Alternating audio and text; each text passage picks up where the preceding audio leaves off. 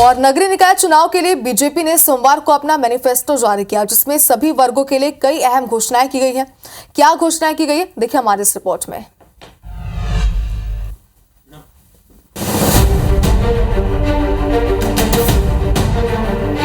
सत्तासीन BJP ने पूर्व प्रधानमंत्री अटल बिहारी वाजपेयी के विजन को समर्पित कर अपने मैनिफेस्टो को नाम दिया अटल विश्वास पत्र का। घोषणा पत्र में प्रमुख तौर पर बीजेपी ने नगरीय निकायों में नजुल भूमि स्वामित्व पर नया कानून बनाने, पट्टा धारकों को भूस्वामी बनाने, महिलाओं के नाम पर प्रॉपर्टी टैक्स में 25% छूट देने, मार्केट क्षेत्र में पिंक टॉयलेट बनाने, स्कूल कॉलेजों में मुफ्त वाईफाई देने, शहरों में स्मार्ट वेंडिंग जोन और फूड स्ट्रीट बनाने, शहरों में स्वच्छता के लिए स्मार्ट वेस्ट मॉनिटरिंग सिस्टम लगाने, सभी शहरों में तालाबों में STP लगाने, स्मार्ट ट्रैफिक प्रबंधन, सौर ऊर्जा युक्त 100% LED street lighting, Mahtari Vandan योजना के SHG लाभार्थियों को 2.5 लाख तक का ऋण, 3 लाख तक PMYU घरों को तेजी से पूरा करने, नगरीय निकायों में मोर क्लिनिक बनाकर डिजिटल हेल्थ कार्ड की सुविधा देने जैसे प्रमुख वायदे किए। और ये जो संकल्प पत्र है नगरीय निकाय की दृष्टि से, इसको भी अटल विश्वास पत्र ऐसा नाम दिए हैं। तो इसमें भी जो भी वादा सरकार का है वो 100% पूरा होगा। हम नजुल भूमि के स्वायत्त के लिए नया कानून बनाएंगे।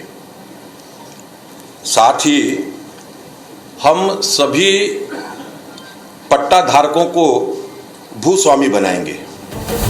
इसके पहले कांग्रेस ने भी बीजेपी सरकार की खामियां गिनाते हुए 25 बिंदुओं वाला आरोप पत्र जारी कर दिया है, जिसमें निकायों में दोषपूर्ण OBC आरक्षण नीति, धान का 3217 रुपए प्रति क्विंटल समर्थन मूल्य का वादा पूरा न करने, विपक्षी नेताओं को षड्यंत्र पूर्वक जेल भेजने, दबाव पूर्वक धर्मांतरण बढ़ने, 1 लाख नौकरियों का अधूरा वायदा, 18.5 लाख आवास का झूठा वायदा, 500 रुपए में गैस सिलेंडर का अधूरा वायदा, प्रदेश में अवैध शराब, गांजा, ड्रग्स और नशीली दवाओं का धड़ल्ले से बिकना, 1 साल में चुपके से 4 बार बिजली के दाम बढ़ाने, 400 यूनिट पर छूट खत्म करने, रेत के दाम 6 गुना, सीमेंट के दाम 5 बार बढ़ाने और स्पष्ट नक्सल नीति न होने जैसे गंभीर आरोप लगाए हैं। कांग्रेस बीजेपी के घोषणा पत्र को झूठ का पुलिंदा और धोखे का जाल बता रही है।